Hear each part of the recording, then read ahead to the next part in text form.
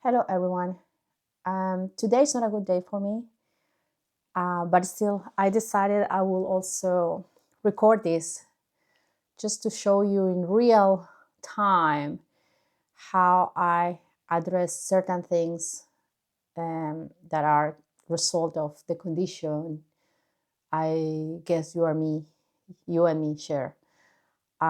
Sorry if I'm just going around. I have a little bit of brain fog, but yeah, let me explain very quickly what is this all about. Um, Last week, I kind of overdo it, and I was in a little bit of a crash for 1 or 2 days, I would say. And during the weekend, I took my time to rest and to really, really slow down. So I didn't do much. I thought that by Monday, today, I would be again where I was before all of this happened. And to my surprise, I'm not there. The things that actually affect me the most are normally not physical movement, are more like cognitive load, meaning that it's very, very hard for me to keep up with my work. I still have a 9 to 5 job. I'm really blessed by the job I have. But even though sometimes I hate it, why? Because yes, I still have deadlines. Yes, I still have problems here and there, like in every job, right? And before I was able to cope with those things like anything, it was, I didn't even feel it, I just did it. Nowadays, and today especially, I just feel super overwhelmed. I feel super sad because I see that my cognitive capacity is not there. My emotional capacity is also not there. I was almost crying a few minutes ago in front of the computer, and to be honest, nothing really strong have happened. It's just that I have a couple of things that I need to do next week and this week, and I'm not feeling I can deliver. On top of that, yeah, the headaches, the pain in the hips, in the joints, all those weird things, fluctuations in my vision that sometimes are scary, and yeah, the list goes on. I'm pretty sure most of you know what I mean. So yeah, there is sadness, there is frustration, there is overwhelm, and all these emotions and feelings come together and pull you into a very dark place. So 1 year ago, I was feeling this, but I think it was multiplied by 1,000. I was kind of in a depression. I tried to book psychologists or whoever could help me. Unfortunately, I live in Germany and they are long lists of waiting lists. Again, sorry for my brain fog. Um, I never got the chance to speak with one. Never got an appointment. So, being how I am, kind of a go-getter person, I'm sure maybe you are also like that. Apparently, those are some of the traits, the personality traits people with MECFS has. I don't know. So I decided to take things into my hands and research. Okay, what can I do when I'm feeling like this? And here is where the unsolicited advice section of this video starts. So during that research, I kind of figured out 3 things that might help me. So I tested them for a while. And that is what today I am also applying and is helping me. So, as usual, take what resonates and leave the rest. We don't need to overdo it. We don't need to go into technical things. I'm not a doctor. I'm not a coach. I don't want to be one either.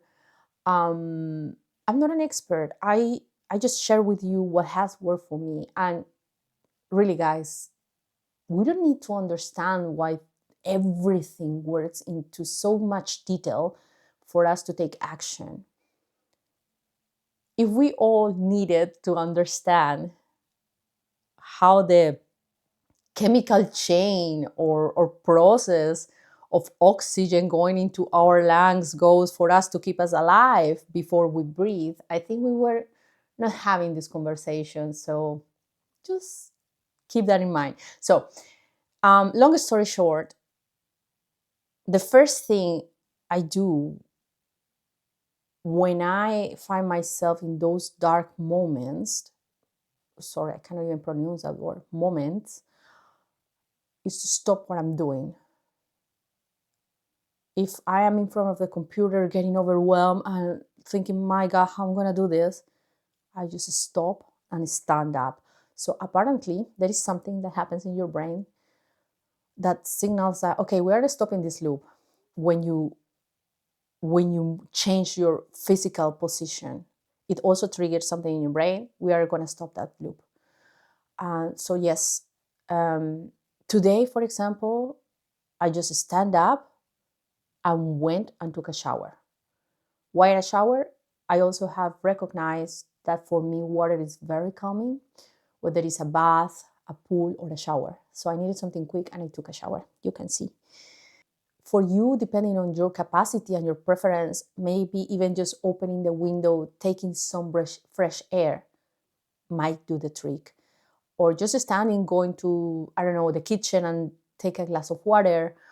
Or if you have even less capacity, maybe just rolling in your bed and changing the side where you are, or if you are able, sitting down if you are lying, or if you are lying then, or if you are sitting, maybe lying. The key here, you got the idea. The key here is to change your position, then take some time and start noticing where do you feel those emotions. For me today, it was sadness.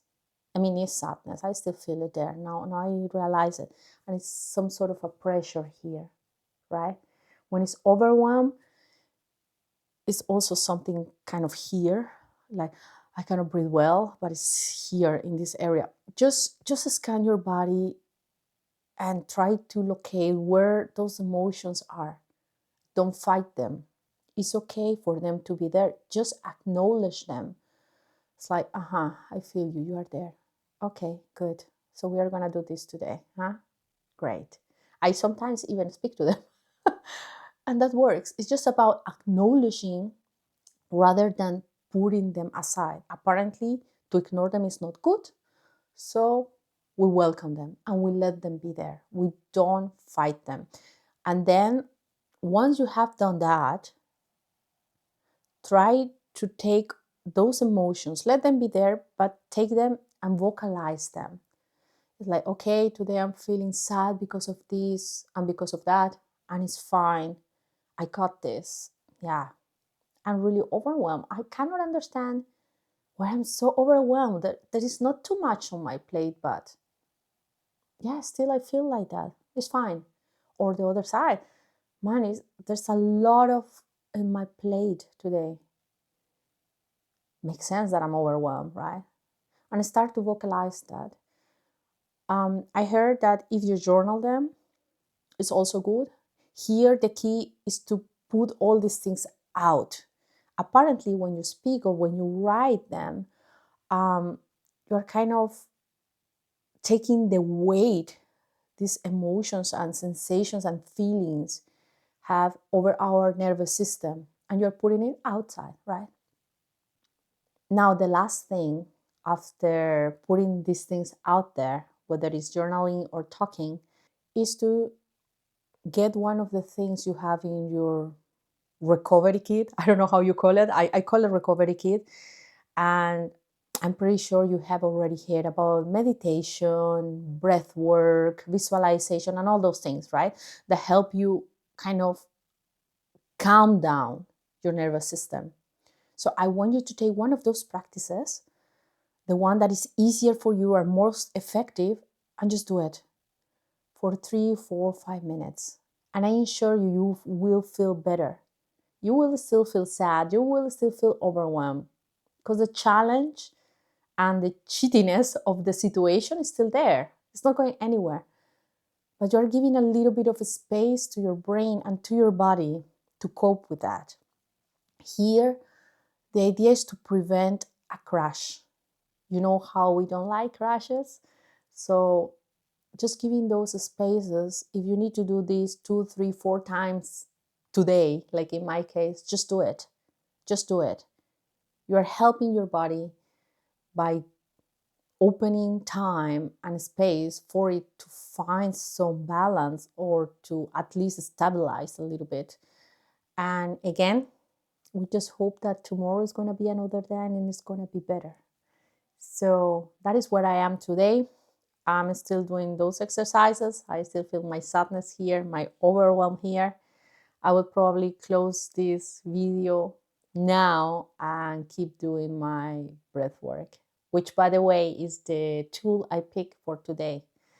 And yeah, if this resonates with you, just stay tuned and we see us in the next one. Ciao, ciao.